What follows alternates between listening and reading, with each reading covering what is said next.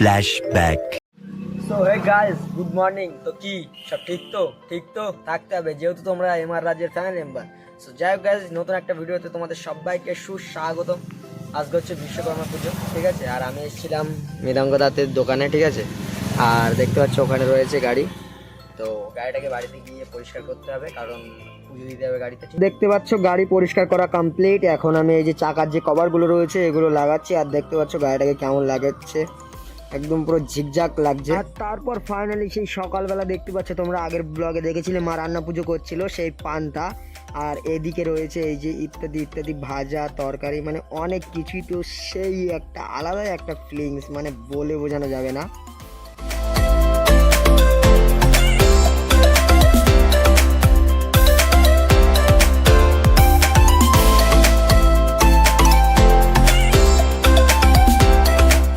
ওকে, যাই হোক guys, finally গাড়ি কিন্তু ধোয়া কমপ্লিট।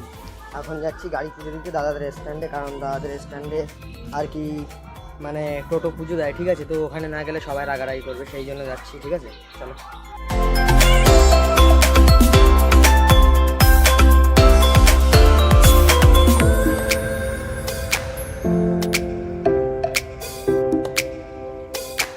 দেন তারপর চলে আসি মার্কেটে আসার পরে একটা মালা কিনে নেই গাড়ির জন্য। আর গাড়ি তো বাড়ি থেকে সার্ভিস করে এনেছিলাম, গাড়ি পুরো ঝিকঝাক করে এনেছিলাম। এখন জাস্ট মালাটাকে লাগাবো।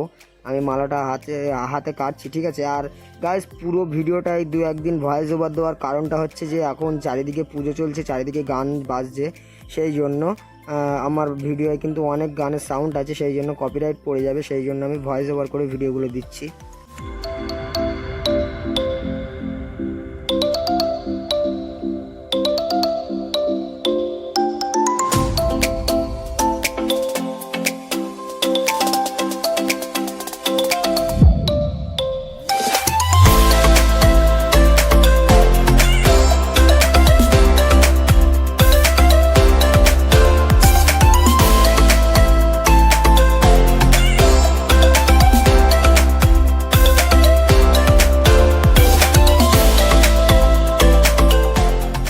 আর এখন দেখতে পাচ্ছ আমি গাড়িতে মালা লাগানোর পর চলে এসেছিলাম বাবা বিশ্বকর্মার, মানে যেখানে মন্দির মানে প্যান্ডেলটা করেছে সেই জায়গায়। আর এখানে দেখতে পাচ্ছ আমি আর একটা ভাই মিলে আখ কাটছিলাম।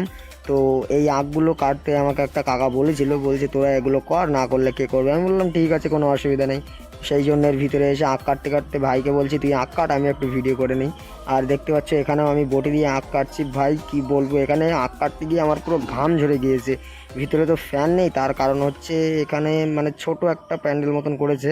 আর তার চেয়ে বড় কথা হচ্ছে বটি দিয়ে আখ কোনোদিন এইভাবে কাটা যায়? 1 hour later.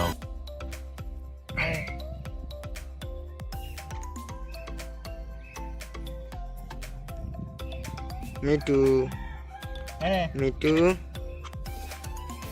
যাই হোক গাইজ, বাড়িতে চলে এসেছিলাম। আর গাড়িটা পুজো দেওয়া হয়নি, এখন আবার যেতে হবে। তার কারণটা হচ্ছে মানে যেমন মানে ঠাকুরমশাই যে পুজো করেন সে আর কি মানে ঠিক টাইম মতন আসেনি, যার জন্য বাড়িতে চলে এসেছিলাম। ওখানে গরম লাগছিল বলে। আর 4-5 দিন বৃষ্টি হওয়ার পর আজকে দেখতে পাচ্ছ গাইজ একটু রোদ দিয়েছে, ঠিক আছে। ওয়েদারটা একটু খুব সুন্দর লাগছে আগের মতন।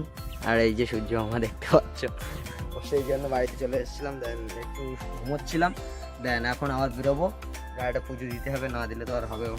আর তারপর এখানে আসার সাথে সাথে দেখতে পাচ্ছ পুজো শুরু হয়ে গেছে। ভাই সকাল দিয়ে এসে বসেছিলাম 2-3 ঘন্টা, তখন কিন্তু পুজো শুরু করেনি।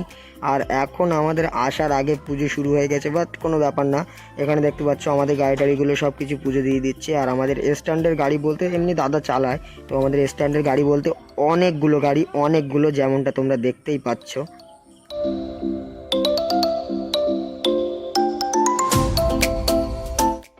গাইস, ফাইনালি গাড়ি পুজো করা হয়ে গিয়েছিল। দেন এখন আমরা আসলাম ঘুরতে। আর আজকে দেখতে পাচ্ছ সেই জায়গাটা পুরো অন্ধকার হয়ে গেছে, ঠিক আছে। এখানে ভাই ব্রাদাররা সবাই কিন্তু রয়েছে। আজকে জায়গাটা অন্ধকার হয়ে গেছে, বাট ভালো লাগছে, ঠান্ডা ঠান্ডা ওয়েদারটা আছে, ঠিক আছে। আর গাড়ি পুজো দেওয়া এই যে কেমন লাগছে অবশ্যই কমেন্ট করে জানিও।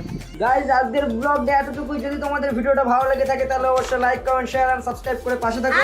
আর এখন আমি বাড়িতে চলে এসেছি। আর দেখতে পাচ্ছ এখানে ক্যারাম বোর্ডের ম্যাচ চলছে। সো যাই হোক, দেখা হচ্ছে নেক্সট ব্লগে। টাটা।